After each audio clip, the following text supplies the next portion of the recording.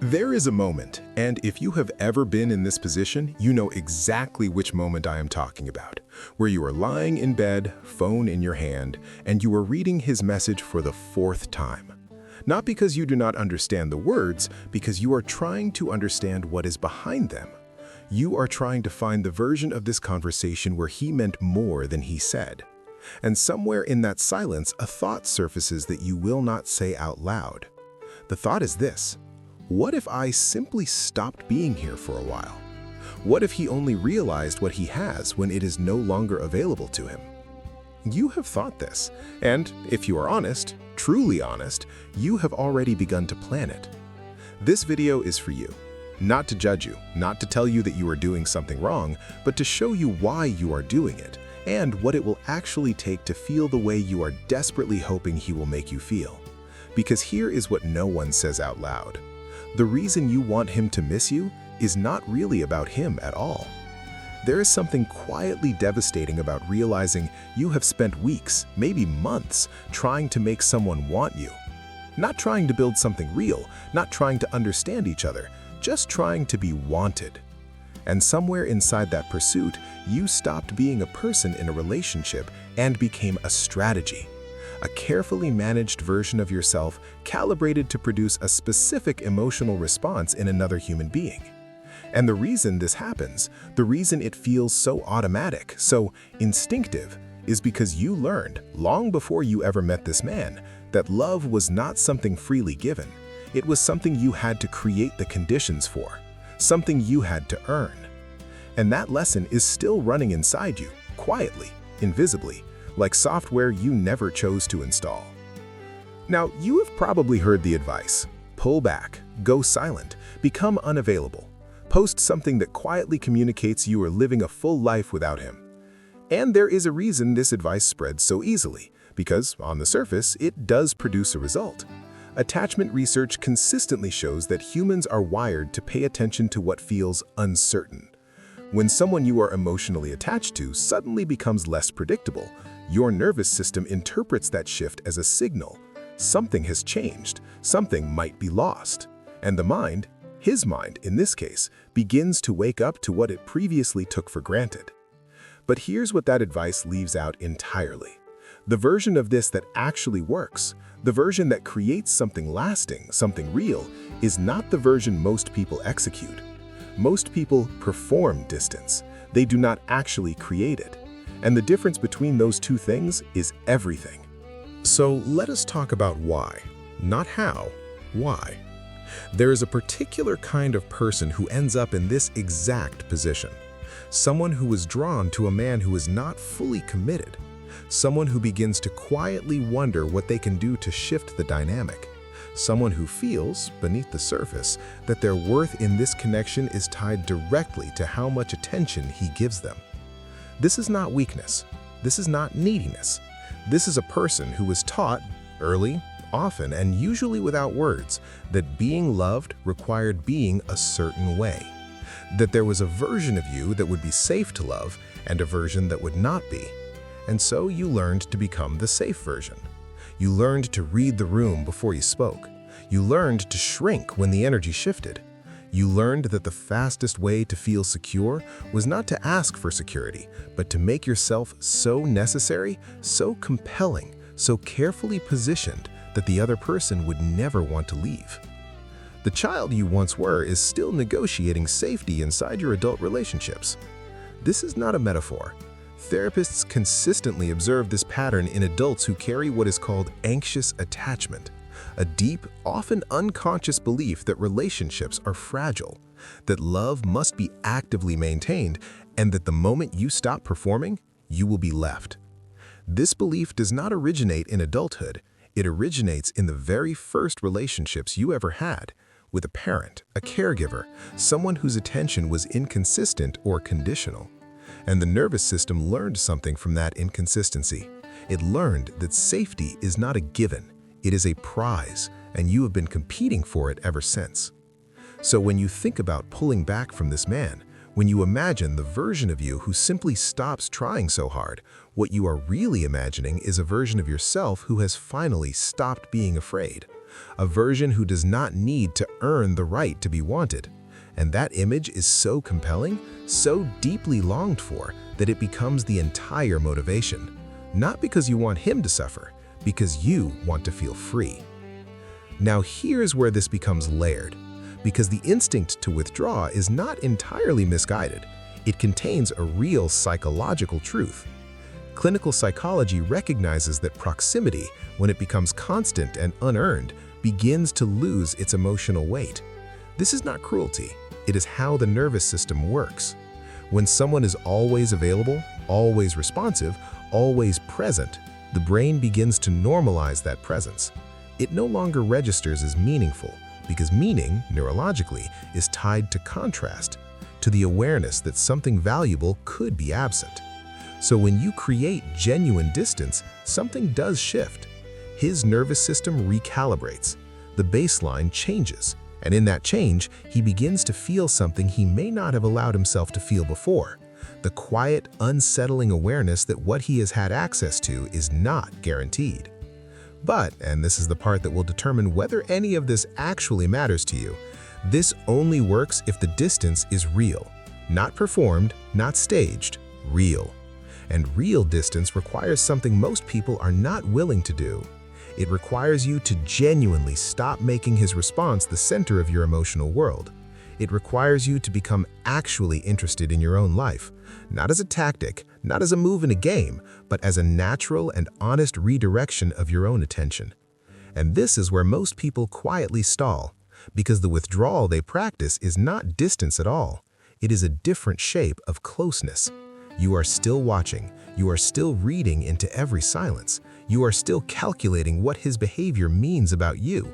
You have not left the dynamic, you have simply changed your position within it.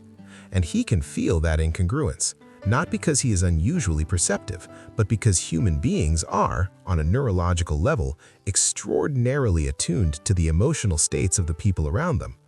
Therapists refer to this as co-regulation. Two nervous systems in communication, often without a single word being spoken. And when you are performing calm while internally fixating on him, that mismatch does not read as confidence or mystery, it reads as tension. And tension, sustained over time, does not invite someone closer, it makes them feel unsafe. So the question that actually leads somewhere, the one worth sitting with, is not how to make him miss you. It is this: how do you become someone who is genuinely settled in their own life? Not as a destination you arrive at, as a practice you return to, again and again, whenever you notice yourself drifting back into the orbit of someone else's attention. Carl Jung spent decades studying the way human beings construct their identity in relationship to the people around them. He identified something he called the persona, the carefully built version of yourself that you present to the world, the face you believe will be accepted, the version you think is safe to love. And for anyone who carries an early wound around attachment, anyone who learned that love was conditional, the persona in romantic relationships is built almost entirely around what you believe the other person needs you to be. You become quieter when he needs quiet. You become warmer when he needs warmth. You become self-sufficient and unbothered when you sense him pulling back, because some part of you learned, before you could name it, that showing need is dangerous, that wanting too much will drive someone away, that the version of you that is easiest to love is the version that asks for the least. This does not feel like fear when you are inside it. It feels like maturity. It feels like emotional intelligence. It feels like you have simply figured out how relationships work. But underneath that persona, in the place Jung called the shadow, lives everything you have been told or taught or come to believe is unlovable about you. The part that wants to be chosen without having to earn it. The part that is terrified of being ordinary. The part that believes in its oldest and most quiet language that if someone truly saw the whole of you, not the curated version, not the performance, they would eventually leave. When you try to make a man miss you, you are often trying to make that shadow disappear. You are trying to become so magnetic, so perfectly calibrated that the fear underneath, The fear that you are not inherently worthy of being wanted can finally be silenced, not by confronting it, by outrunning it, by becoming someone so compelling that the question of whether you are enough never has to be asked. But the shadow does not disappear when you outrun it. It follows you into the next relationship, into the next strategy, into the next quiet, exhausting calculation of how to be enough. And as long as it is following you, you will never feel the kind of peace that you are actually looking for. Because what you are looking for, beneath the wanting, beneath the strategy, beneath the hope that this particular man will be the one who finally makes you feel secure, is not really about him missing you. It is about you. It is about the moment you finally stop missing yourself. Here is what both attachment research and clinical psychology point toward when it comes to resolving this pattern in a way that actually lasts. It is not about becoming more desirable.